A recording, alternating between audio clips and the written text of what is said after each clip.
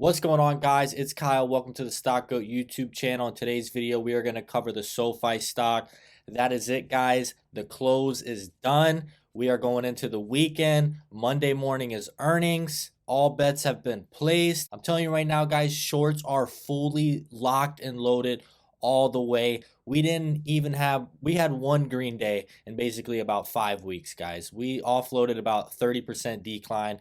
The shorts are all in. I'm telling you right now, everybody is betting on this company to fail on these earnings. And I think management, from what we have heard from management and the guidance that management has put out, they are going to absolutely blow it away. We seen the management double down a couple of months ago when the stock was in the 660 range and made a couple $100,000 purchases. That was coming in Q4, I believe. So guys, things are looking extremely bullish. The CEO has not sold any amount of shares during Q4. He's been accumulating shares, acquiring. I think we're going to be looking for some major upside. You guys are going to be really excited for this video. We're going to be covering some Charles Schwab analysts video. I'm going to show you guys some other profitable companies, what type of price action they had after they reported, guys. It's going to be an awesome video. Don't forget to subscribe to the channel. Don't forget to smash the like button for the YouTube algorithm. And don't forget to drop a comment. I'm going to be coming back to as many people as I can. Guys, we're going to be live streaming this SoFi earnings. And it's going to be absolutely awesome. We're going to cover the earnings call, do an earnings breakdown. It's going to be real early, I believe around 7 to 8 a.m. I might get up early. I don't know, guys. I always forget to double check the time, but 7 to 8 a.m. Be checking out. We're going to be doing a live stream. Let's try and get about 2,000 viewers on the live stream. Let's get into the video. All right, guys, we can see the overall market today. S&P 500 red, Dow flat, NASDAQ red, Russell flat. So basically, we've got some pretty solid PCE data on inflation. Looked pretty decent. Wasn't blown out of proportion. Didn't do really anything for the markets. We can see SoFi Technologies today pumped a little in the morning. It did that same exact sell-off that it's been doing for the past month. Finished red 0.39, green in the after hour, so literally a break even. We thought for sure we were going to get that max pain just like we did a week before at $8, guys. They flushed it out right in the middle of the calls and puts between 750 and 8, so no one was really expecting that. I was seeing a little bit of covering at the end. Shorts did not cover at all, guys. I'm telling you right now, shorts are fully loaded and believe this is going to be a bad earnings or a bad guidance for 2024. They really think it's going to be bad. And I'm really confident, guys. I'm confident in the management team that, they navigated the waters. Guys, this is not a guarantee, but I just want to show you guys similar stocks that are, high end in the retail community. This stock has also been called a meme stock, just like a SoFi, which is Palantir. The stock, hit all-time highs of like 45, dropped down to 7. Kind of the same price action you got with SoFi. It may have been a little bit more dramatic, but just to show you guys, shares of Palantir pop as it reports first profitable quarter, guys. We're talking first profitable quarter in company history. You can see right here, Palantir posted a GAAP net income of $31 million. And I just want to show you guys the live reaction. It's a little bit different because Palantir did do their earnings after hours. So we're doing ours pre-market. So it's a little bit different on how the prices close and stuff. So we'll just show you guys that live, reaction of what the stock did immediately after they posted their first profitable quarter. Hey there, Scott. Palantir shares falling right now, down about 5%, following a beat on revenue and a beat on EPS. The company reporting a profit for the first quarter in its history. I spoke with CEO Alex Karp, who said Palantir is already employing artificial intelligence to help the U.S. military. And he said the interest in AI by commercial customers, especially in the U.S., was a tailwind. U.S. commercial revenue growing by 67%. He added there is growing M&A interest in Palantir and said, quote, "We built AI to train the algorithm in the context of an enterprise with technology that no one has, but everyone will need." So a lot of demand for AI. However, guidance for Palantir less than what the street is looking for both the current quarter and for the fiscal year.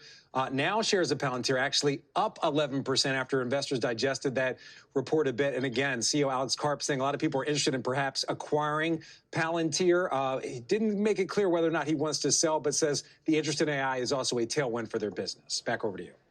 All right. I mean, that's a stock that's, it was funny because, initially what you said, and then we see the stock turn around, start ripping up 11%. Frank Holland, thanks so much. Now it's up 14%. So we better stop saying the numbers because it looks like it's just elevating. All right, guys, you saw what just happened, okay? Immediately after they reported their profitable quarter, you could see the stock, ripped up about 15%. And they also put out some softer guidance that you heard inside of the earnings report. So, that's crazy. The profitable quarter with a soft guidance got the stock ripping up really high, and it didn't just finish up 15%. I want to show you guys exactly what the stock finished at. So the earnings was on February 14th or 13th, and then, you know, guys, it was after hours, so the stock had to rip up the next day as well, and you could see it finished up 21%, and I believe it was even higher, you know, midday. It pulled back a little, so it hit between 25 and 30%, and then stuck at 21%, ripped up a little bit the next day. It might have sold off the next couple of days. We're not really going to be following that. I just want to follow, you know, daily price action on what we could potentially see. So you guys can see Palantir on a softer guidance profitable quarter.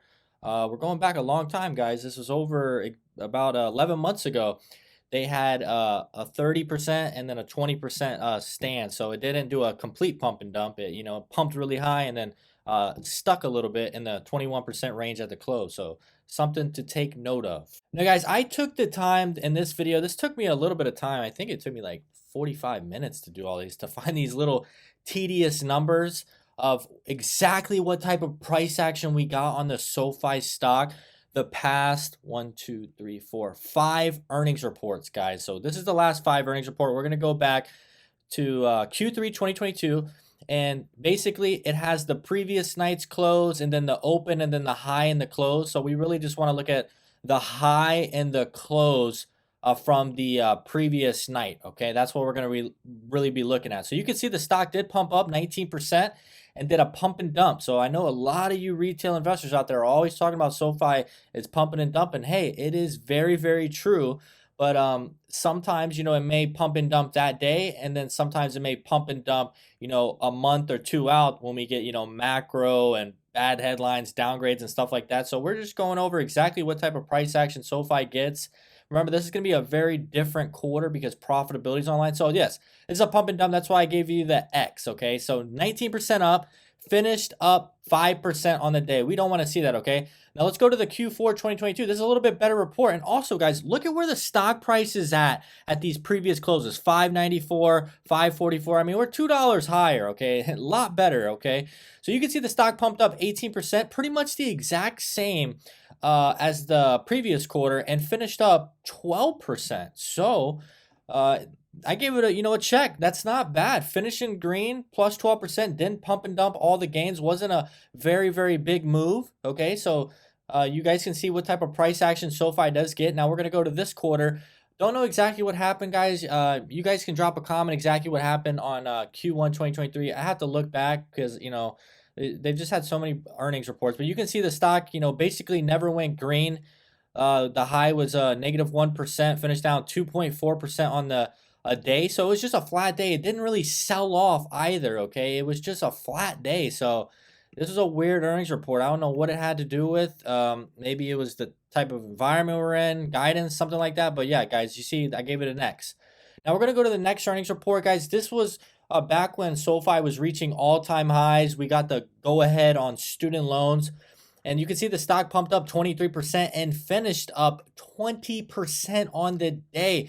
Everybody thought this was the breaking point for SoFi, guys. Everyone thought it was the breaking point, and we were going to hold these gains and go to the moon. And look, guys, we're down probably 40% or something like that from this 1170 high. But guys, you can see the type of price action SoFi gets on the, you know, last couple of earnings reports. So you could see we could average this out at about a 20% move or something like that.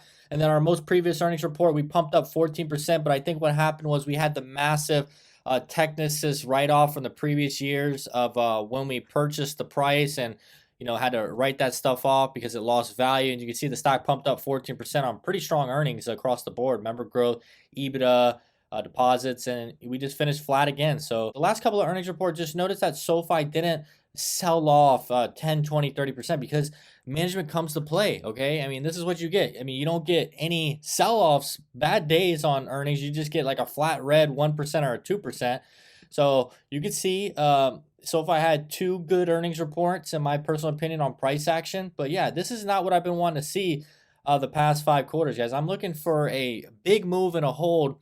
And once again, you saw what happened with Palantir. They held a 22% gain on profitability with soft guidance. Now remember, guys, this is a different breed of earnings reports for SoFi because I want you to understand what you guys may be seeing as a retail investor is different from what the street is seeing, Wall Street, okay? They don't listen to every single earnings call, every single guidance or investor meeting, conference and stuff like that. They don't do that, okay? They just go off what the analyst overall is expecting. And the analysts are not expecting a profit. You need to realize that, okay? That's why your expectations are so high for SoFi, because you're expecting profits because the management has said that. But just know that the street, Wall Street, is not expecting a profit, expecting a break even at 0 cents. Now, guys, this was a very good video. I want you guys to see. This is Charles Schwab. Don't really know exactly who the people are, but hey, if they're on Charles Schwab, I'm pretty sure they're qualified. I got two anchors and I think an analyst on the banking sector. We're just going to listen to these guys because they do provide a lot of bearish points and then opportunities for bullish points on SoFi. I just thought it was a good video overall. We're going to listen to it real quick. Time for Under 30 as we preview SoFi ahead of its quarterly earnings release. Joining us now, George Tillis, senior markets correspondent, as he does on Under 30 here to close out the show. Now, George, I was reading something on Bloomberg, and they talk about this company as a one-stop shop that's winning the young affluent. Now, apparently, I'm neither in that crowd of young or affluent or the combo of the two, because I can comfortably say, to my knowledge, I don't know a single person who uses this company. All right, so that started out pretty bearish. Kind of funny, but hey, they got 7 billion users. Maybe he's just too high up. I mean, it works for Charles Schwab. Maybe those guys are just with, bigger, places. I don't know, but there's 7 million users and they're people that are making a lot of money. So let's just start off with that was kind of bearish. Well, I mean, that's the thing. I just look at, banking and financial services as sort of ubiquitous. And to me, it really doesn't matter which company you utilize, as long as, of course, they're FDIC insured and they're under the same regulatory authorities, which they are. So ideally speaking, that's what SoFi's got going for it. It's all about brand marketing and, of course, appealing to, everything from digital payments and digital banking. Other products that they offer include insurance and brokerage services. So, this is essentially what they're trying to offer as sort of an all-encompassed financial services company for those who don't want the traditional brick-and-mortar types of services that banks offer. So I think, again, that's something that's not necessarily unique to SoFi, but nonetheless, again, they are increasing the number of active customers on their business or using their apps. Because if you look at last quarter, it actually grew by 47% year over year. They added about 717,000 more customers, and that's a good thing. But we talked about this one in the past, and if you look at the estimates for earnings, this is what it comes down to: is one, are they growing their sales, and two, are they growing their earnings? And if you look at the sales numbers with additional customers that have been added, their estimates are expected to increase by 29%, about 571 million. But at the same time, the adjusted profits are expected to be zero or break even. And again, that's going to be a challenge, especially when you're trying to grow your business. While at the same time, just look at the regional banks. You see what I mean? This guy's not sugarcoating. He's covering what Wall Street is covering. They're expecting a break even on SoFi. So that's what you need to realize, that what you're seeing as a retail investor, you're just so worried about, massive profits rolling in. We don't need massive profits rolling in. We just need, like, in my personal opinion, a 2 or 3 cent, and we're gonna smoke this out of the water. They are not expecting SoFi to turn a profit right now. This is 17 analysts. This guy is covering it, not sugarcoating. He just said SoFi has insane member growth. They're FDIC insured. So guys, I just want you guys to see this 0 cent EPS is for real on Monday. This is what you're looking for. Going back to the first quarter and maybe the second quarter of last year where they had struggled, they haven't recovered the majority of those losses since then. So you got to think about these businesses like SoFi that are growth businesses, but they're growing essentially amongst a very large competitive landscape. And I think that's still a structural challenge for the company. Yeah, George, I completely agree. And I think that what this company was riding on going into this year was the fact that it was really, really set to benefit from some of these resumption of student loan payments. And that tone seems like it's shifted a little bit here. I think it's too early in the year, obviously, to say that, like, they couldn't still be beneficiaries, but was just that some of this hype maybe a little bit overdone now. That's the thing. Yeah, I think early on, obviously, there was a big move when the student loan pause was reversed and, of course, payments resumed. I think it was back in October of last year. But at the same time, as the company's generating more visible revenue streams, from what I understand, default rates and repayment rates are actually not the way they were prior to the repayment pause being removed because of people struggling to pay their student loans. So that, again, might be a challenge for SoFi. But, every time, this company makes progress from the standpoint of the price action, the progress sort of gets erased because of the fact that if you just look at figures from the standpoint of profitability, the company essentially lost about $429 million last year on about $1.9 billion in sales. So they have to finance that hole, and you will see that even going back 2 years, the company's actually issued about 78% additional shares. There was 526 million shares as of Q4 December 21, and looking at the trailing 12 months, the number of shares is now 935 million. So my point is that every time the company makes progress in terms of price, because they're getting closer to break even. And again, if you look at the estimates for 2024, they're expected to print a slight profit for the full year. That progress sort of gets squashed because of share issuances. I think he's a little bit wrong there because the SPAC deal had always had the total outstanding shares listed at 865 million.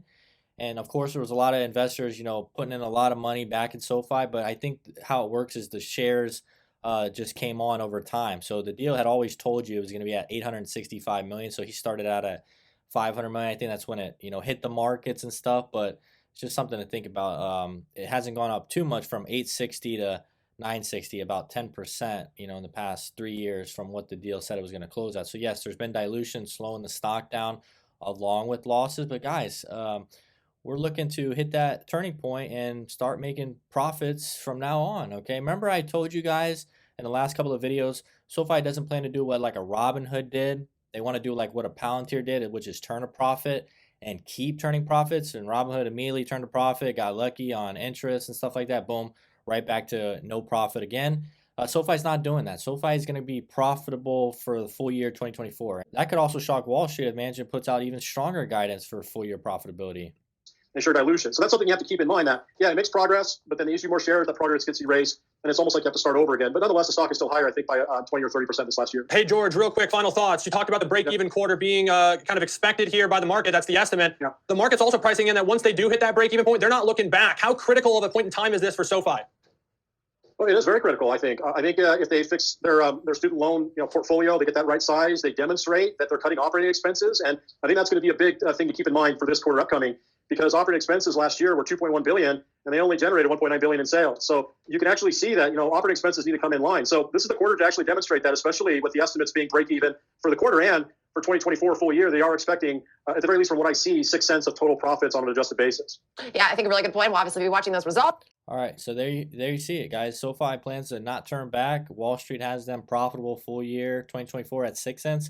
What if they come in at a 10 to 15%? That would be 100 to 200% higher, 10 to 15 cents on the 6 cents. So another thing to look at, guys. Profitability, increasing profitability guidance for 2024. There's a lot riding on this quarter, guys. A lot of people, having fun, gambling and stuff like that, but this is no joke for SoFi. I mean, this is the quarter that they've been saying that they're gonna, really kick into overdrive, and you can see this guy's pointing out a lot of flaws in the business, just expenses, operating expenses, dilution, profitability losses. It's the scaling. That's why I believe they lost a lot of money. It was the scaling, and they got to turn on the profit machine now and see if they can grow at 30% while dropping all that to the bottom line. So you guys can see. A lot riding on the line. I just want you guys to see. I mean, analysts, they need a 0 cent break even. So you guys are all worried about profitability. I think SoFi is going to really kick into overdrive and beat these analysts on profitability at, 3 cents is what my estimate is at. If you made it to the end of the video, I want to say I really do appreciate it. I enjoyed doing this video for you guys. We got earnings Monday. Don't forget to subscribe to the channel. We're going to be covering the live earnings on a live stream and covering the breakdown on the call. Don't forget to subscribe to the channel. Once again, my name is Kyle. Hope you have a great day.